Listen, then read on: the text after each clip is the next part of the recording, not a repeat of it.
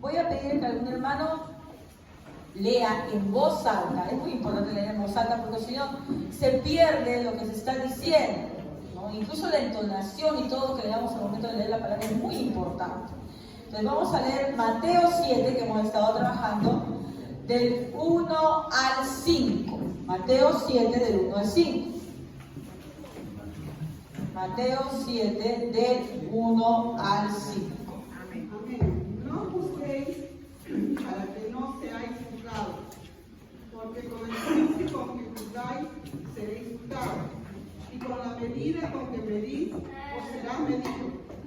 ¿Y por qué mirás la paja que está en el ojo de tu hermano y no echas de ver la viga que está en tu propio ojo?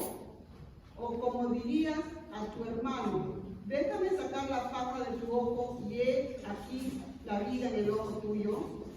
Hipócrita, saca primero la viga de tu propio ojo y entonces verás bien para sacar la paja del ojo de tu hermano.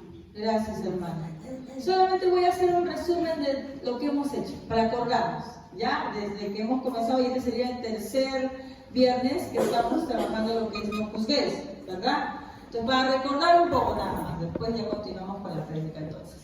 Primero vimos el primer versículo que dice no juzgar, ¿verdad? Y ni siquiera el primer versículo, sino la primera parte del versículo, nada más vimos, ¿no?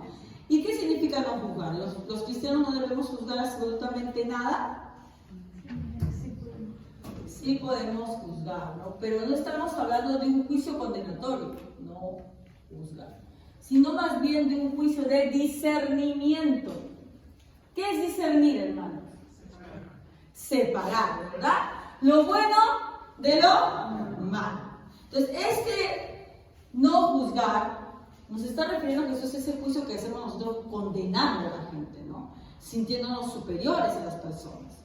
Pero los cristianos sí podemos juzgar con juicio de discernimiento, ¿verdad? Nosotros tenemos que discernir entonces. Entonces el cristiano sí puede juzgar. Pero este juzgar es ¿qué cosa? Discernimiento. ¿Y qué asuntos puede juzgar el cristiano? ¿Se acuerdan? Dos cosas que puede juzgar el cristiano. Los que apuntaron. A los falsos. ¿Qué cosa? Profetas. ¿Ya? Es decir, a estas personas que tergiversan la palabra de Dios, ¿no? Que utilizan la palabra para obtener beneficio propio, que tergiversan la palabra para hacer más difícil la entrada al reino de los cielos de las personas. ¿Cómo? Por ejemplo, los que quieren beneficio propio, aquellos que creen en la prosperidad, dame tu dinero, haz la alianza, mira tú, ¿no? Eso es un falso profeta. Los otros que cierran la puerta de los cielos son los que son legalistas, ¿no? Ponen leyes que no existen para sentirse superior. Esos son los falsos profetas, mejor. En la época de los apóstoles había de esos dos tipos, proliferaban mucho más, ¿no? Tanto los que tergiversaban la palabra diciendo que había que ser como judíos, los judaizantes, ¿no? Los que decían que sí, hay que circuncidarse, hay que cumplir la ley mosaica, etc. Como también los otros que iban pues para aprovecharse de la buena disposición de los cristianos.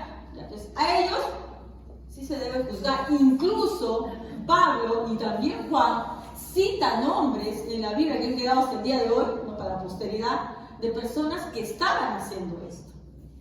¿Y por qué habría que juzgar a estas personas, discernir, decir que estas personas están haciendo lo malo? ¿Por qué? ¿Para sentirnos superiores? No. Por amor a quienes? A nuestros hermanos.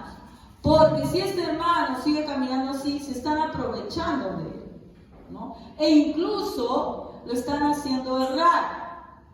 ¿Ok? Entonces, esa es la razón por la que es indispensable que juzgamos con discernimiento a los falsos profetas. Pero ¿cómo yo voy a juzgar a los falsos profetas si no leo la palabra de Dios?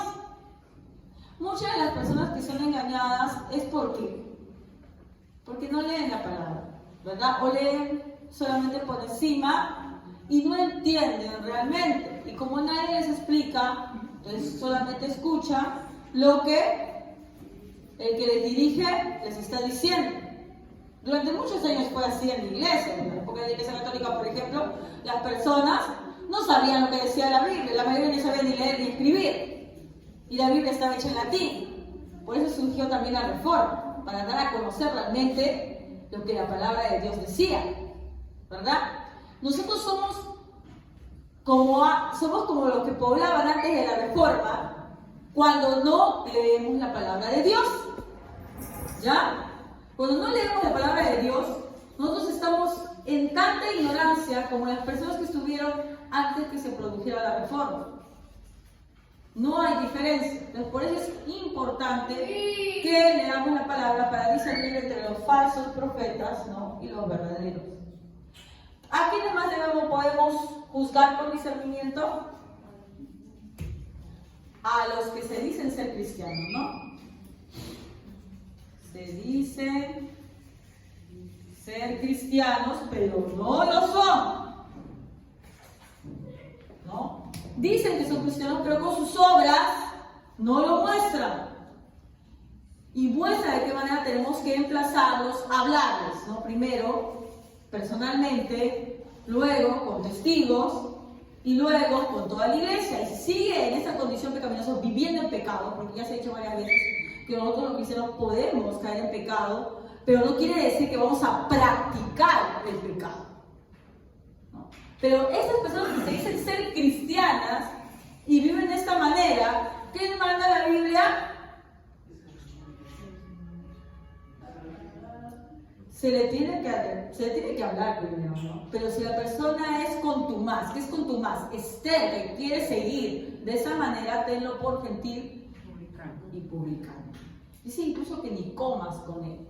Ahora hay que entender eso, no es como un pretexto para estar despreciado, sino que sepas que no tienes que compartir eso. Porque a veces estamos en una relación de amicalidad y amigo no es el, como decimos a nuestros hijos, ¿no? Amigo no es el que te da la espaldita, golpecito en la espalda. Amigo es el que te dice con amor, ¿no?, que estás yendo por un paso errado. Pero a veces nos gusta más los que nos dan unos golpecitos en la espalda. En este caso, cuando dice tenlo por gentil y publicano, ¿qué tenemos que hacer con los gentiles y publicanos? Predicar. Es justamente ese discernimiento lo tienes que hacer con tu hermano, no para, ay, ya nunca más entonces, no, para que sepas que esa persona no es convertida y por lo tanto necesita más que nunca, ¿qué cosa? Que le prediques la palabra de Dios. Para eso es, ¿ya? Luego vimos entonces que sí se puede jugar, pero que hay ciertas cosas que no se deben hacer juzgar, ¿verdad? A lo que se refiere realmente el no juzgar. ¿A qué se refiere? ¿Qué hacemos como práctica pecaminosa los cristianos al momento de juzgar? Primero, ¿juzgar con qué? Espérense. Con soberbia y... ¿se acuerdan? ¿Qué es la soberbia? Orgullo. Orgullo. Ya iba a poner O y es U.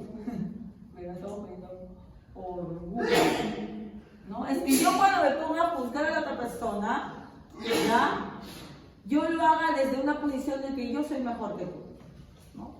Tú estás mal, yo estoy bien. Eso sí es algo que condena cuando Jesús nos dice no juzgar. Pues acá vamos a poner un no. ¿Qué más nos dice? ¿Se acuerdan? ¿Hoy tiene escrito por ahí? Yo lo tengo aquí, pero para que ustedes participen.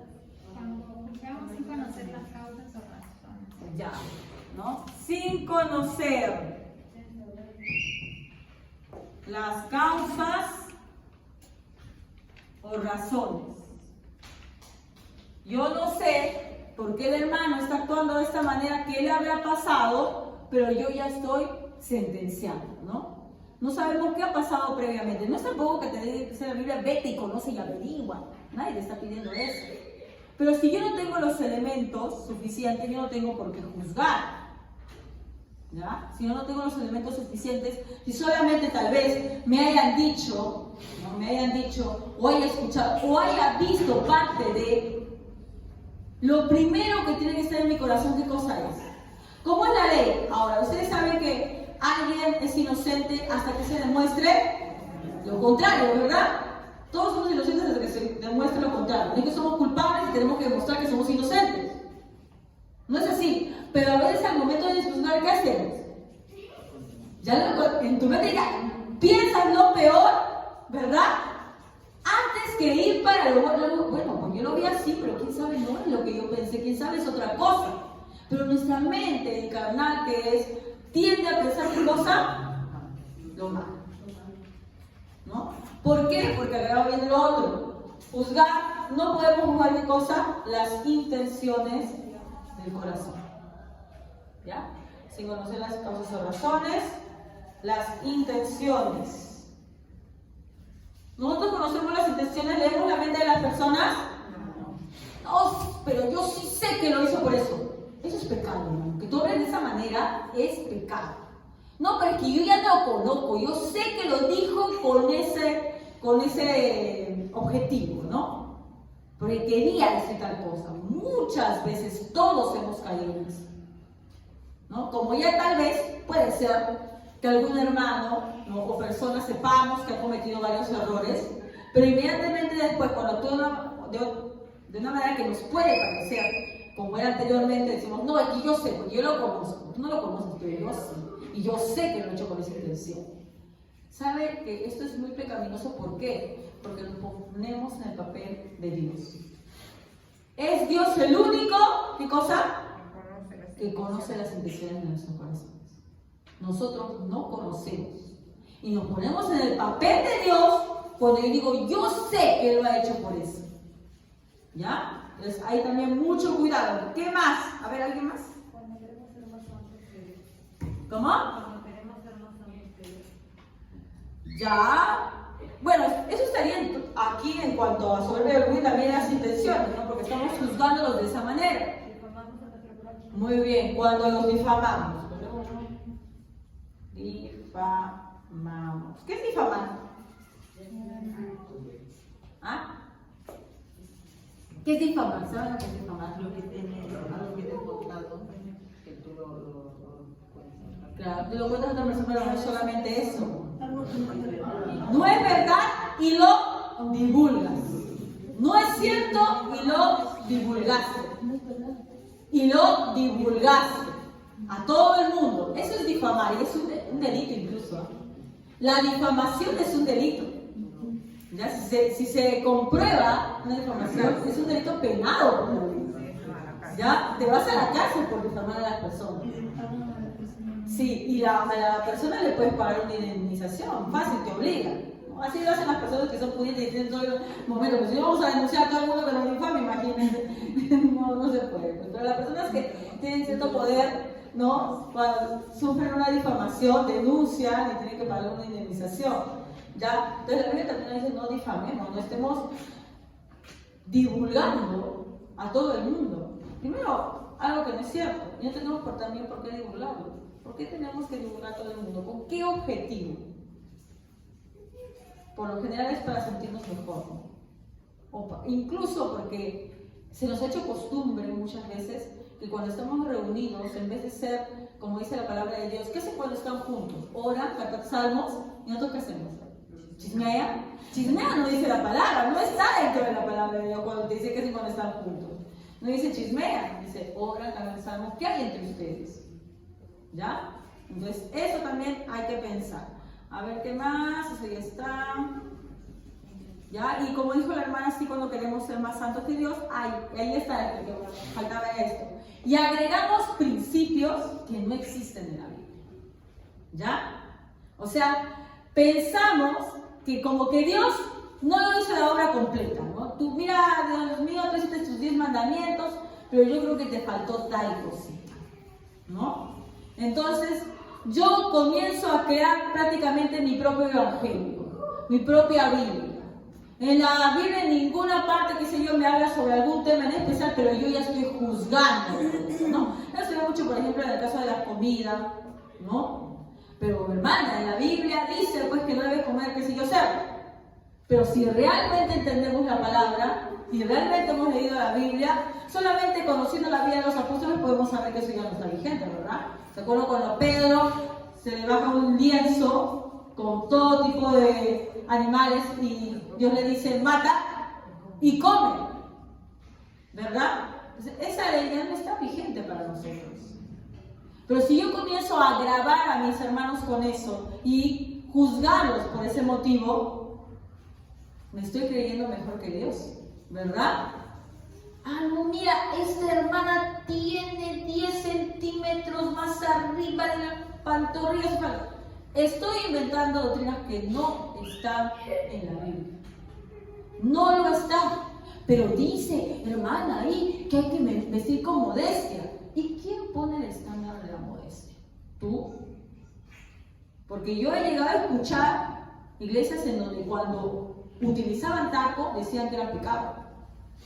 El taco era pecado. O sea, imagínate, pues, si yo quiero utilizar un taquito para verme más altita, tampoco voy a tener el pecado. ¿Ya? El jean, por ejemplo, he escuchado también, jean es del diablo.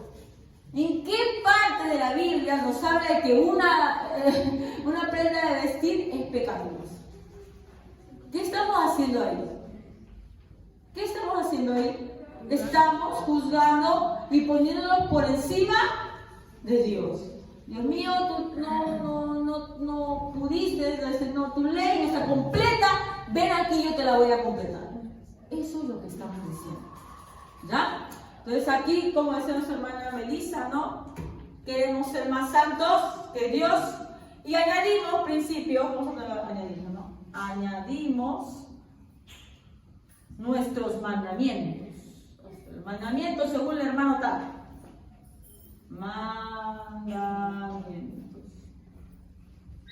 Ya. Hasta ahí vimos el primer día. ¿De acuerdo? Y después nos fuimos a la segunda parte del versículo. Y yo no sé cómo Javier está ordenada, así que voy por acá. A ver, vimos que no juzguéis, ¿por qué? Porque si no, ¿qué sería en el versículo 1? No juzgues, ¿por qué? Para que no seáis juzgados. ¿Nosotros vamos a ser juzgados, hermanos? Sí. ¿Ya? Ahora, cuando dice para no seáis juzgados, es que este juicio que vamos a pasar todos nosotros no sea pues tan duro como debería ser en realidad, porque nosotros no merecemos un juicio duro de Dios, ¿ya? Pero tenemos que ser conscientes, hermanos, de que los cristianos sí vamos a ser juzgados, ¿ya? ¿Dónde se acuerdan que les dije? Hablé de 3 juicios, a ver, lo voy a poner por acá, a partir de acá ya que no soy muy buena tampoco en Apocalipsis. Ya. Habían 3 juicios, ¿no? ¿Seremos juzgados, cristianos? Sí somos juzgados. Ya. Primero, sí, el trono del Padre debe ser el primero, ¿no? Pero yo puse el primero para que sea más cercano que vamos a ser juzgados en este mundo. ¿Cómo somos juzgados en este mundo? ¿Somos juzgados? ¿Recibimos juicio de Dios? Sí.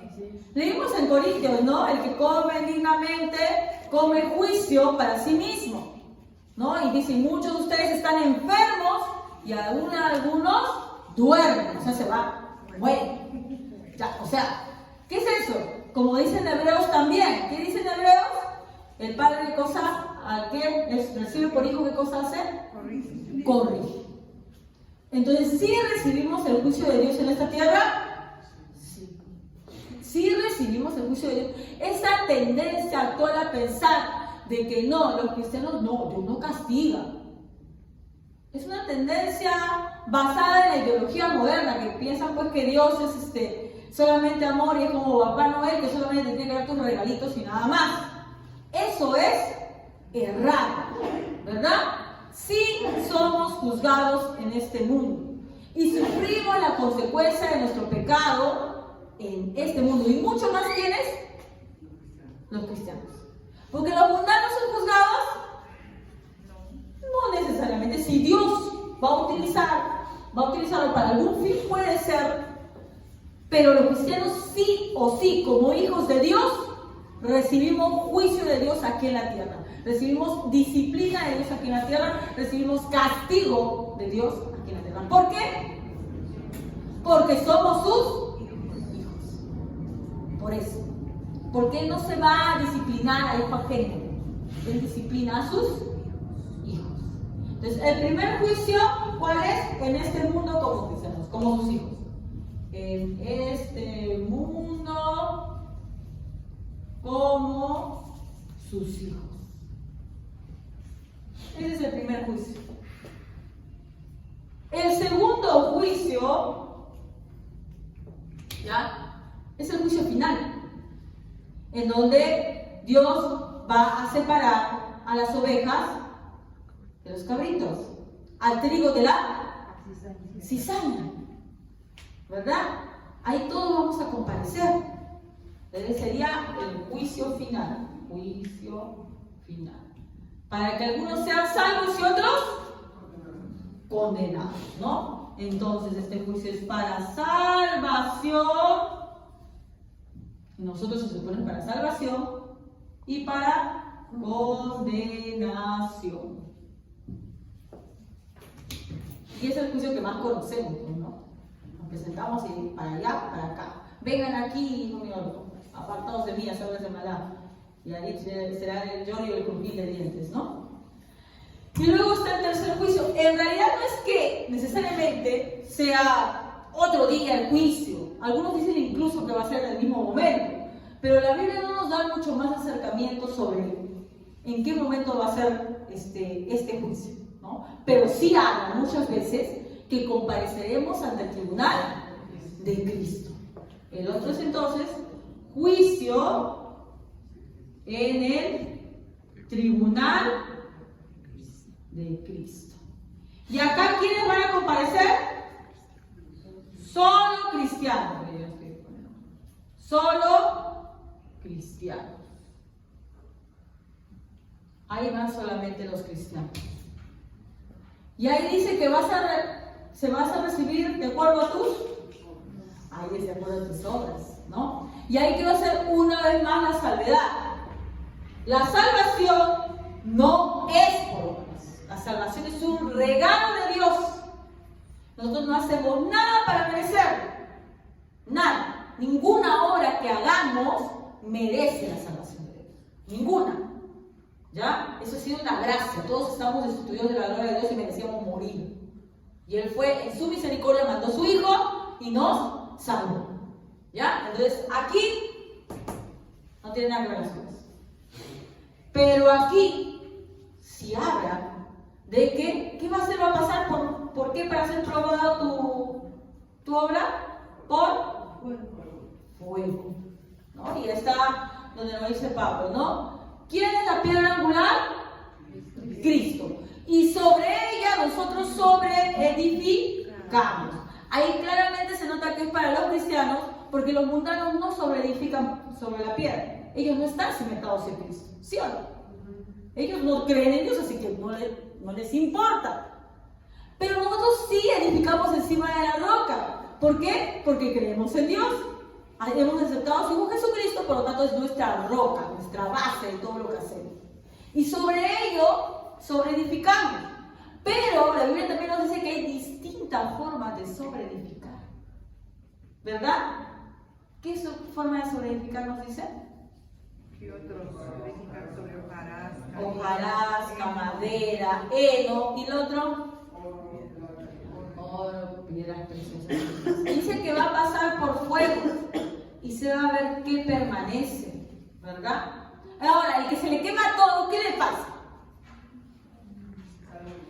Es salvo. No es que no sea salvo, porque como dijimos, la salvación no es por obras, es por gracia. Es salvo, pero como por fuego, o sea, medio oliendo a quemar.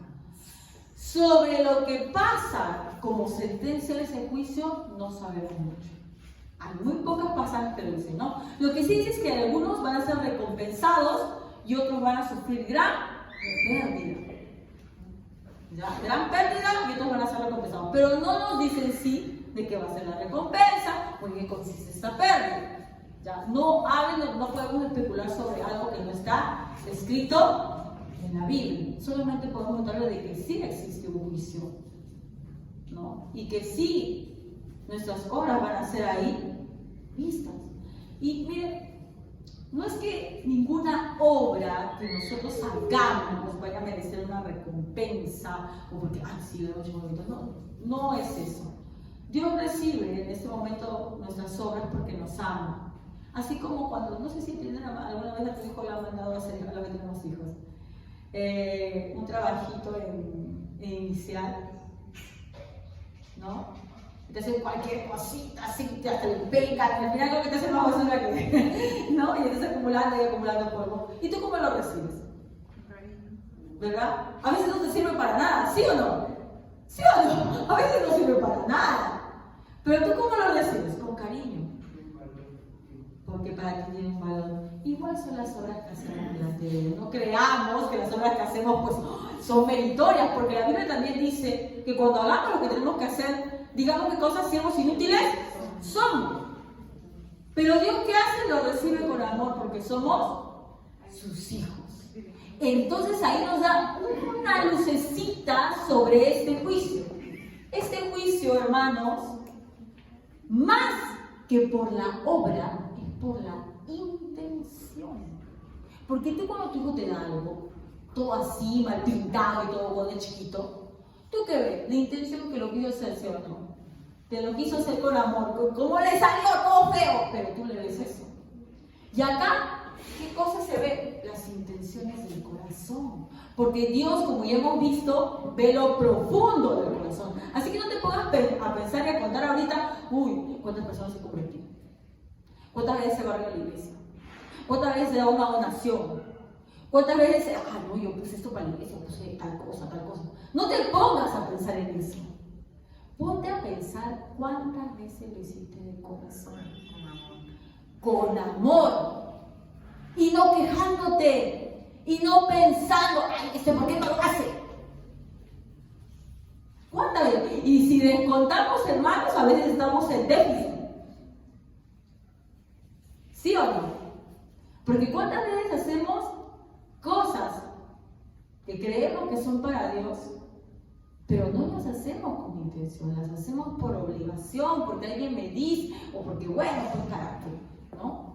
Para no quedar mal, o las hago, quién sabe, con Dios, ya quiero orar a Dios, pero tengo que ir a la iglesia,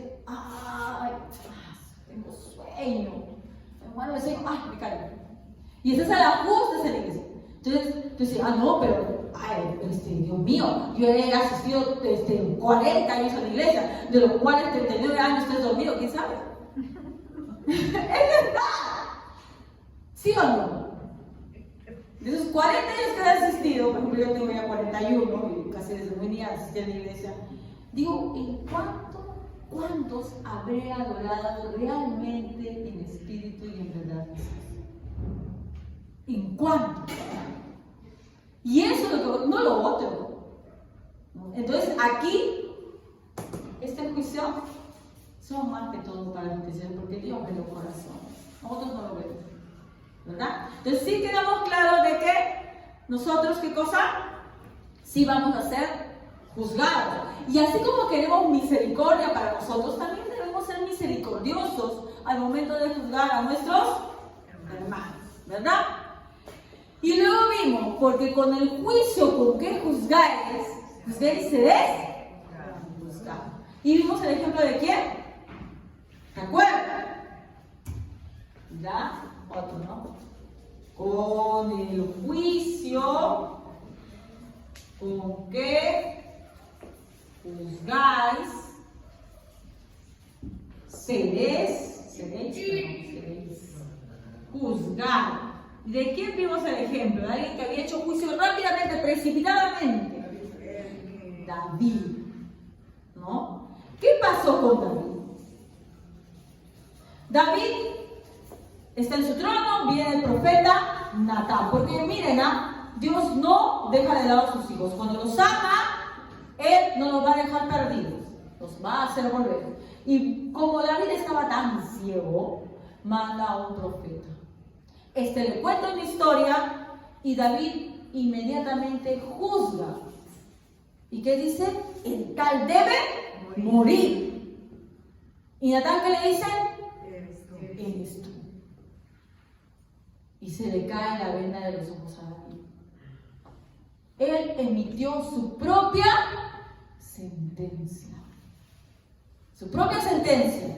Y si viene siendo como le dice Dios, pero como yo no te voy a tocar la vida, pero eso sí, ¿no? La espada no se va a apartar de tu casa. Y el hijo que ahora tuviste va a morir. La muerte no la trajo Dios sobre David. ¿Quién atrajo la muerte sobre él y su familia? Él mismo. Por eso es que hay que tener mucho cuidado, porque con la vara que tú medí a lo demás, con esa misma vara vas a ser medido. Por eso es tan importante que cuando nosotros juzguemos tengamos misericordia. Dice la palabra de Dios que los que juzgan duramente, juicio sin misericordia van a recibir. ¿Tú quieres misericordia, hermano? Obviamente que sí. Todos no solamente queremos, hermano, necesitamos misericordia. Entonces yo tengo que también aprender a ser misericordioso con los demás. Y muchas veces no lo somos. Estamos viendo los defectos, que tal es así, tal es asá, que él lo hace, que yo sí hago. Que mira cuántas veces se le ha dicho este hermanito y otra vez lo mismo. Ya, y justamente eso se enlaza con lo que vamos a ver el día de hoy. Me quedo media hora más. ¿Ya? Ahora sí subo aquí. ¿Ya? Que está en el versículo que nos habíamos quedado. ¿Cuál es el versículo que nos está faltando? Los versículos, perdón, el 3, ¿verdad? ¿Por qué? ¿Y por qué miras la paja que está en el ojo de tu hermano y no echas a ver la viga que está en tu propio ojo? Mírenla. Hay que ver que Jesús es bien acá sarcástico. ¿Ya? ¿Por qué digo sarcástico? Miren cómo pone el ejemplo, ¿no? Dice, ¿por qué miras, no? Miras la paja que está en el ojo de tu hermano. ¿Qué es? ¿Cómo es la paja, hermanos? ¿Han visto la pajita de las escobas? No, una ramita delgadita, muy delgadita, ¿verdad?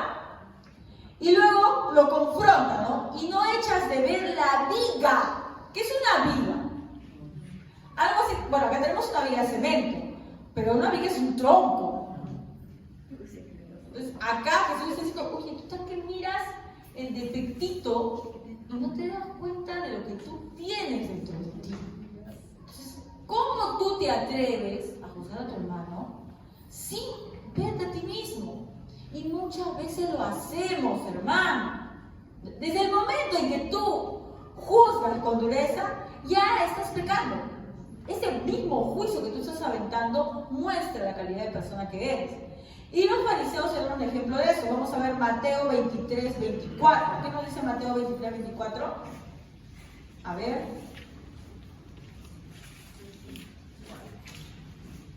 Mateo 23, 24. Guías ciegos, y coláis el mosquito, y tragáis el camello. Amén.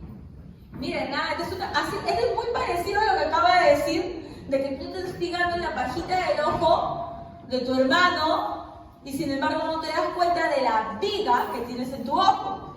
De la misma manera los fariseos, ¿qué hacían? Colaban el mosquito y qué cosa, y se tragaban el camello. La vez pasada les expliqué un poco de qué era esto de colar el mosquito, ¿verdad? No es que los fariseos se ponían a colar el mosquito con su colador. Cuando ellos, por ejemplo, ellos se creían muy pulcros y muy limpios, ¿no? Lavaban sus manos, hacían ceremonias y todo lo demás. Y cuando tomaban alguna bebida, sobre todo el vino, ¿ya? Cerraban entre los dientes para que no pasara ninguna limañita.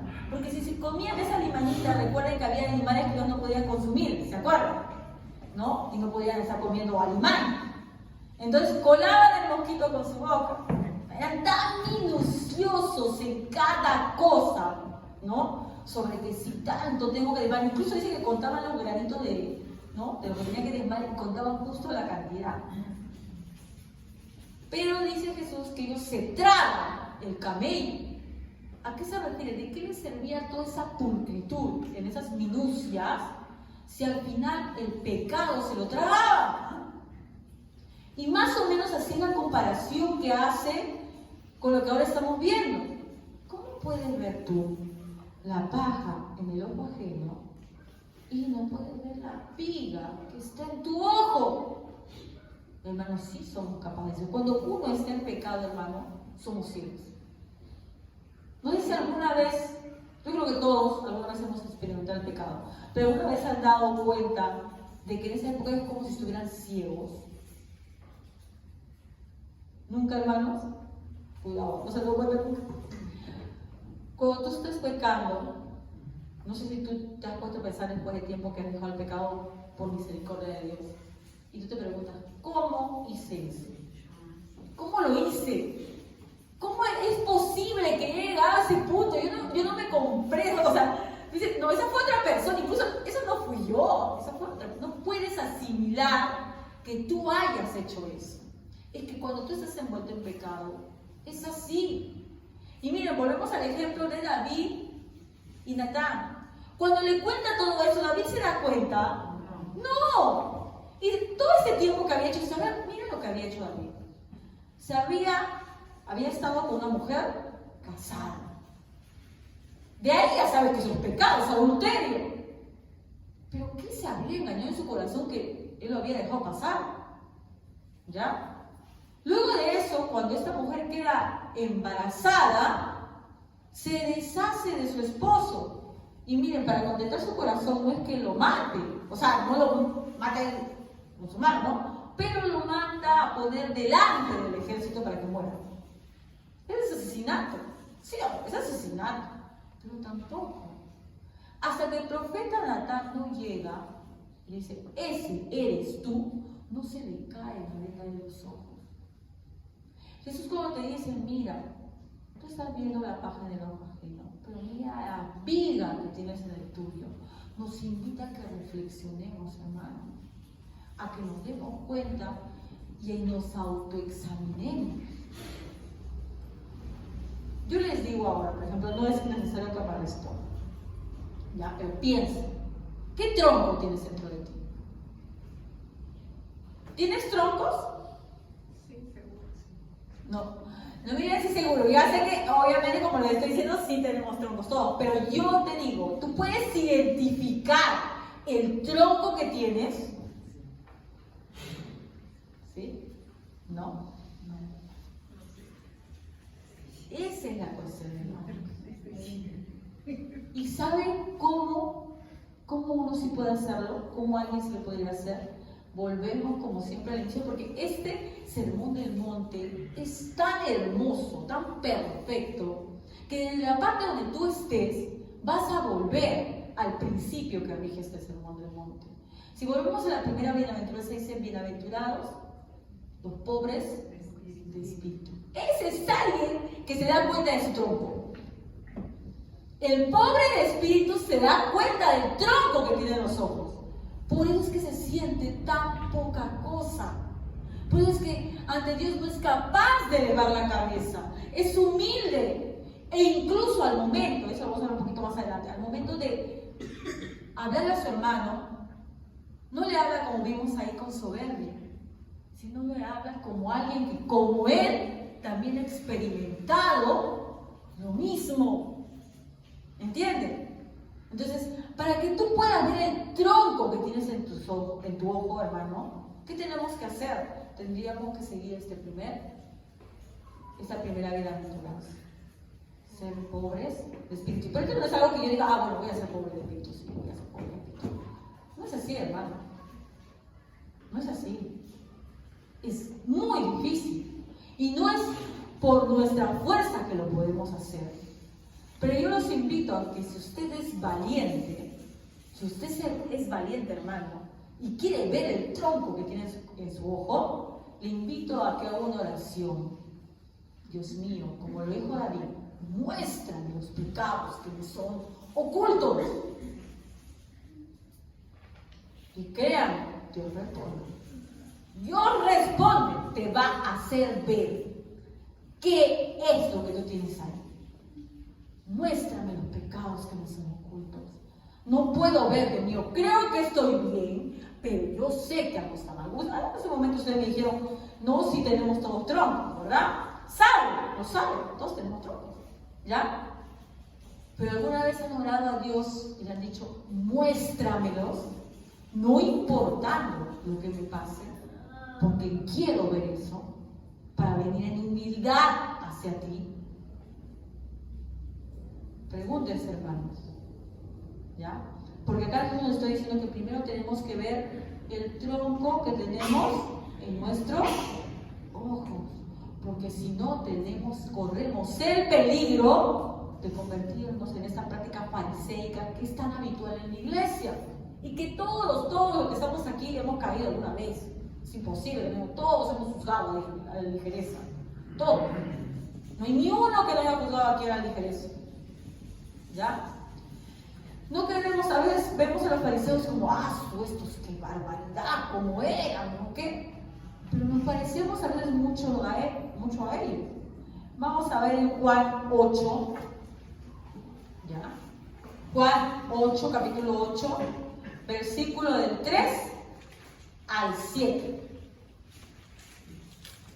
Ya, versículo del 3 al 7. Alguien que lo lea en voz alta. Entonces los escribas y los fariseos le trajeron una mujer sorprendida en adulterio y poniéndole en medio le dijeron, maestro, esta mujer ha sido sorprendida en el acto mismo del adulterio y en la ley nos manda Moisés apedrear a tales mujeres. Tú pues, ¿qué dices? Más esto decía tentándole para poder acusarle, pero Jesús, inclinando hacia el suelo, le escribía en tierra con el dedo, y como insistiera eran en preguntarle, se enderezó y les dijo, el que de vosotros esté sin pecado, sea el primero en arrojar la piedra contra ella. Y inclinándose de nuevo hacia el suelo, siguió escribiendo en tierra. Muy bien, hermanos. Acá hay un ejemplo claro de alguien que ve la paja en el ojo ajeno y no ve la viga que tiene en el suyo. Pero alguien me puede decir, pero hermana, estaban juzgando adulterio. Es que yo les voy a decir algo. Peor que un pecado carnal tan escandaloso como el adulterio, tan escandaloso como la fornicación, es el pecado del espíritu. ¿Qué es eso del pecado del espíritu? Vamos a ver un poquito, ¿ya? Miren, vamos a entender lo que están haciendo estos fariseos. Llevan a la mujer ante Jesús. Cuando la llevan a la mujer ante Jesús, estaban en un lugar privado, qué sé yo, en una casa, ¿o dónde estaban? Al aire libre. Yo no creo que la mujer haya dicho, mujer, síguenos por favor, y de la manito la haya llevado. ¿Tú crees que ha sido así? ¿Cómo sacaban a una persona adulta? La arrastraban. Esta mujer fue arrastrada ante la presencia de Jesús, tirada al suelo. Y comienzan a decir ellos, ¿no? Que dice, maestro, esta mujer ha sido sorprendida en el acto mismo del adulterio. Yo no sé cómo lo sorprendieron en el acto mismo.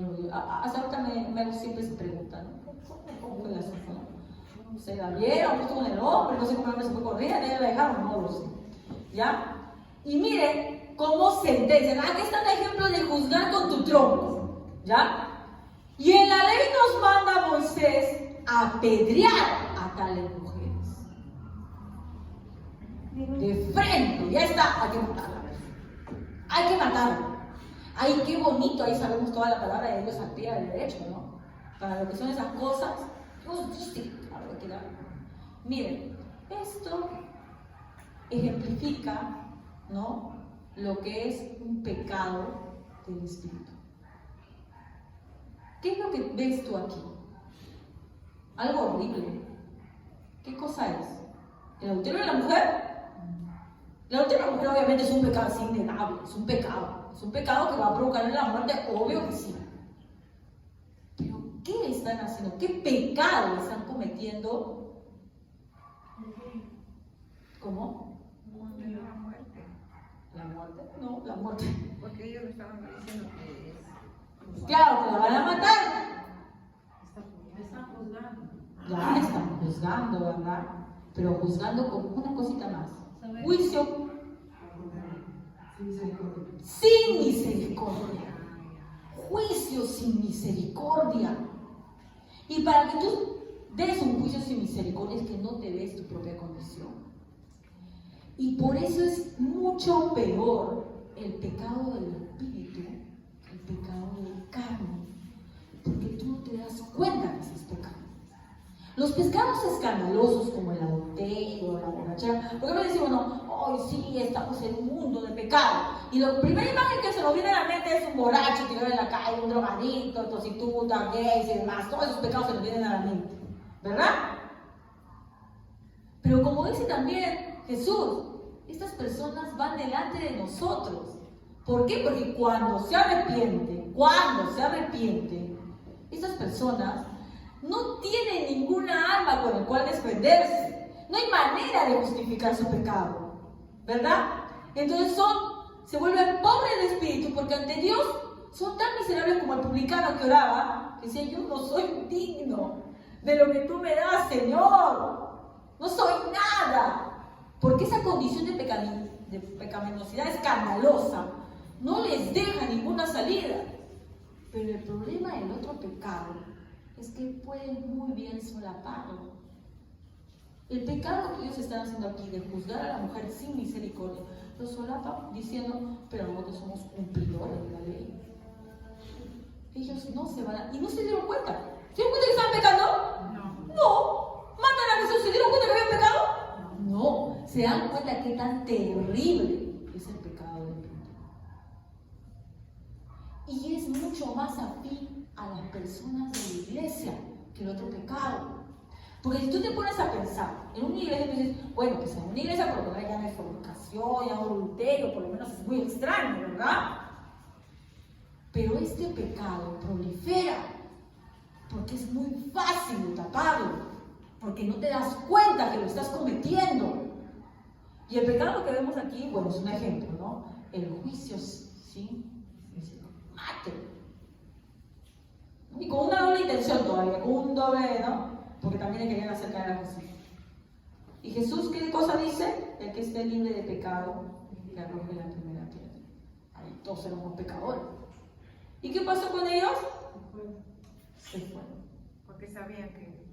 Bueno, ellos de verdad no sabían, ellos no reconocieron que ellos estaban pecando por juzgar naturalmente, sino porque la ley también decía, y la palabra de Dios también dice que no hay ninguno justo. Y siempre se dice, la palabra se sabe. Lo sabían que ellos no podían. Si ellos decían que no tenían pecado, estaban contradiciendo la misma ley. Por eso se fueron, pero no porque lo entendieran. No entendieron nada, pues si no lo hubieran matado después.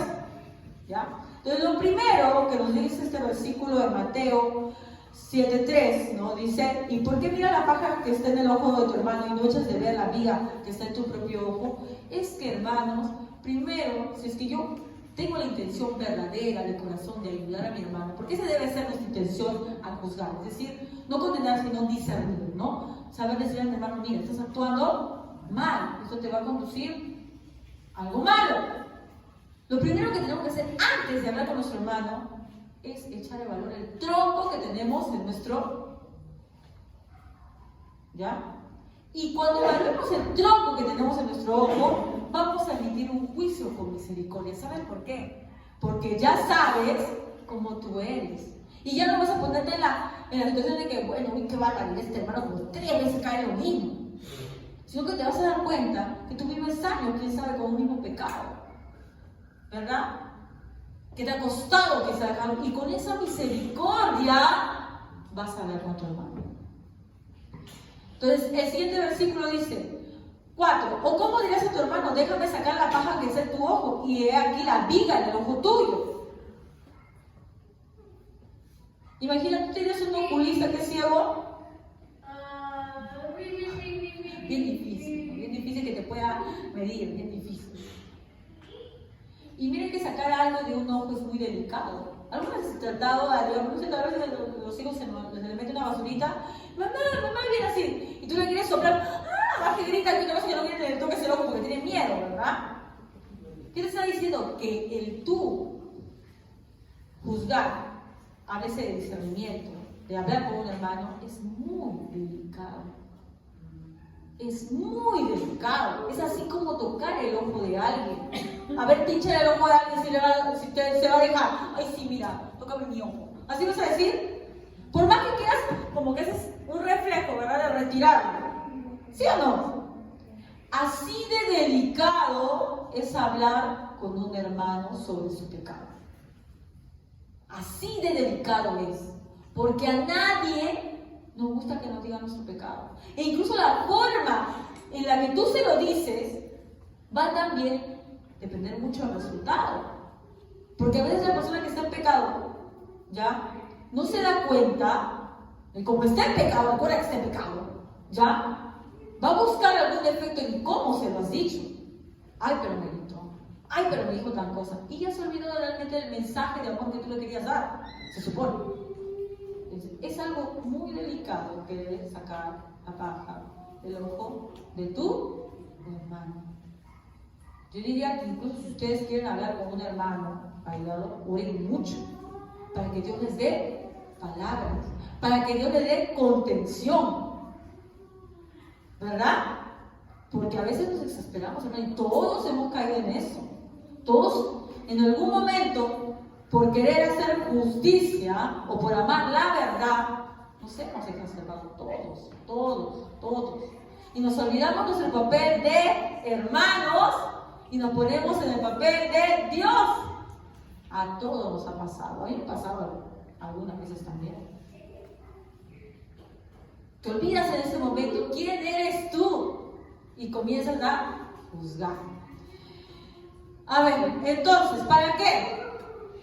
Miren, acá es bastante fuerte de Jesús, pero miren cómo nos dice, hipócrita, ¿no? Saca la viga de tu propio ojo y entonces verás bien para sacar la paja del ojo de tu hermano. Una vez que tú te has dado cuenta del tronco que tienes en tu ojo, puedes tú, ¿qué cosa? Hablarle con amor. Gálatas 6.1. ¿Qué nos dice Gálatas 6.1? A ver, ¿quién lo puede leer en voz alta? A ver, que no haya leído. Amén. Hermanos, si alguno puede sorprendido en alguna falta, vosotros que sois espirituales, restaurarle con espíritu de mansedumbre, considerándote como a ti mismo, no sea que tú también seas tentado. Amén. Miren, acá dice claramente Santiago, ¿no? Si sorprendes en pecado a tu hermano, dice, ¿qué debes? ¿Qué dice? Restaurarle. ¿Qué es restaurarle? Que obviamente salga de esa situación pecaminosa para que vuelva a Dios. Pero ¿cómo lo tengo que hacer? ¿Cómo? Con actitud humilde, dice la versión que yo he encontrado aquí. Ya, qué difícil es. A todos se nos pasa a veces, ¿verdad? A todos se nos chispotea y como que la humildad se nos va bien. ¿Ya? Con actitud humilde. Pero cuídese cada uno, porque también puede ser tentado, ¿no? También puede ser tentado. Y eso es para todos, hermanos, ¿no? Ay, pero este es muy enojón. Tú también alguna vez te enojas. Ay, pero este ya se le ha hablado tantas veces. Es tan cobarde. Pero tú también a veces has sido cobarde. Entonces tenemos que ver que nosotros también podemos ser tentados. Hermano, así como hemos visto acá el sarcasmo, la ironía de Jesús cuando nos habla, oye, tú que criticas la paja si no tienes un tronco en tu ojo. Yo les puedo decir por testimonio propio que Dios es bastante irónico cuando tú hablas mal de alguien. Porque tú hablas mal de alguien, tú juzgas el pecado de alguien y tú puedes caer en lo mismo. Es totalmente verdad eso que dice, pero cuídese cada uno, porque también puede ser tentado. Yo cuando era joven, hermano, estaba muy metida en las cosas de Dios. Sin querer, porque no era de mucho hablar, ni tampoco de decirlo públicamente, pero sí juzgaba en mi corazón y me ponía a pensar, ¿por qué tal persona es así? ¿No? ¿Cómo puede ser así? No lo decía porque yo no era mucho hablar con la gente, sinceramente, pero sí lo tenía en mi corazón. Miren, incluso en el corazón. Y uno cuando uno dice, yo no sería así. Hermanos, Dios se ocupa de darte tu cachetada y tu ubicación. Se ocupa, muy bien. Entonces, hermano, mucho cuidado, incluso de los pensamientos condenatorios que tenemos con nuestros hermanos. Porque los niños dicen, no, pero yo no sería capaz. ¿Tú crees que David pensaba que iba a ser capaz de hacer eso? Si él era un hombre que temía tanto a Dios, que incluso fue tan valiente que se fue a enfrentarse a Goliat. ¿Verdad? ¿Tú crees que él pensaba que iba a hacer eso? No. Nadie piensa que va a caer en pecado, hermano. Por eso es que Santiago nos dice, restáurale con humildad, con mansedumbre, porque tú también puedes ser tentado. Tú también. Y recordemos, hermanos, que en el caso de nosotros, el objetivo para hablar con otro hermano debe ser el amor. Porque tú no quieres que ese hermano, ¿no?, se aleje de Dios, se aparte.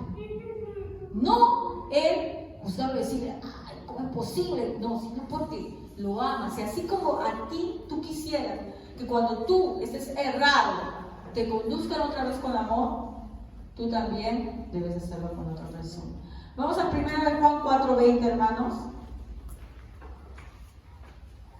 1 Juan 4:20, otro hermano para que lo lea, por favor. Amén. Si alguien afirma, yo amo a Dios, pero odia a su hermano, es un mentiroso. Pues el que no ama a su hermano, a quien ha visto, no puede amar a Dios, a quien no ha visto. Amén, ¿ves? Pero hermana, acá no estamos hablando de aborrecer al hermano. Si yo al hermano lo juzgo con dureza, dentro de mi corazón sí lo aborrezco. Sí lo aborrezco. Sí le tengo alguna tirria, porque, no sé, como les dije la otra vez el ejemplo, ¿sabes cómo tú descubres esto? Porque si esa misma falta lo hiciera un familiar tuyo al que tú amas mucho, sobre todo, por ejemplo, las madres, no sé que todos nosotros son madres, pero las madres solemos juzgar muy diferente a nuestros hijos que a los hijos ajenos. Muy diferente, muy diferente. Tú ves a un niño y dices, ¡qué mal criado! Pero tu hijo es tu tesorito. Es verdad. ¿Por qué? Porque lo amas. Porque lo amas. Es muy difícil. Es muy difícil. ¿No? Es muy difícil que uno, pues, pueda juzgar con esa misma forma que yo a mis hijos también lo voy a juzgar a él. Por eso es que Jesús nos dice, si realmente son hermanos, ¿no? Dice, si alguno dice, yo amo a Dios y aborrece a su hermano, eres un mentiroso. Tú, en verdad, no amas a tu hermano, ni amas a Dios. Porque ¿cómo lo demuestras? Porque lo juzgas duramente. Porque la misma complacencia que a veces tienes con tu familia, de tenerle mucha paciencia, la misma paciencia debería tener con tu hermano. Porque es tu familia en Cristo. ¿Ya? Bueno, acá en eso está dando, pero con todo, a todo, sinceramente. Gálatas 5:15, ya nos faltan 2 versículos nada más. Gálatas 5:15, ¿qué nos dice?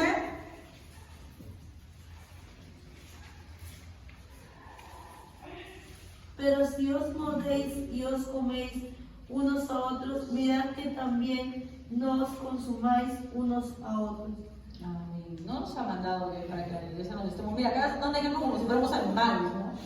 Pero si nos mordiéndose, ¿no?, y devorándose, tengan cuidado, no sea que acaben por destruirse unos a otros. Hermano, son muchas las personas, ¿no?, que se alejan de la iglesia cuando son juzgadas de manera dura. Muchas de las personas se alejan de la iglesia. Yo no estoy diciendo con eso, ¿no?, que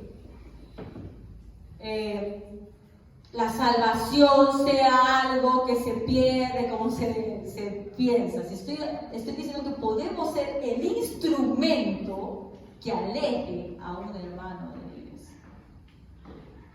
Tengamos mucho cuidado, ¿no? Porque a veces han llegado a algunos oídos, algunos hermanos, algo que hemos dicho tal vez, ¿no?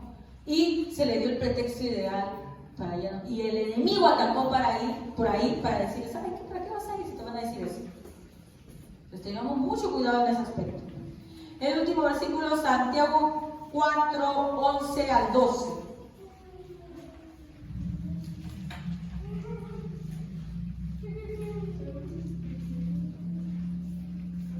Santiago 4, 2. Hermanos, no murmuréis los unos de los otros. El que murmura del hermano y juzga a su hermano, murmura de la ley y juzga la ley.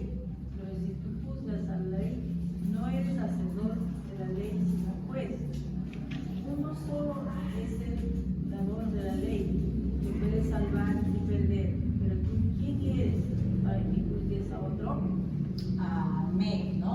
Acá nos habla una vez Santiago de una práctica que se supone que se estaba dando en esta iglesia. Hermanos, no murmuréis los unos contra los otros.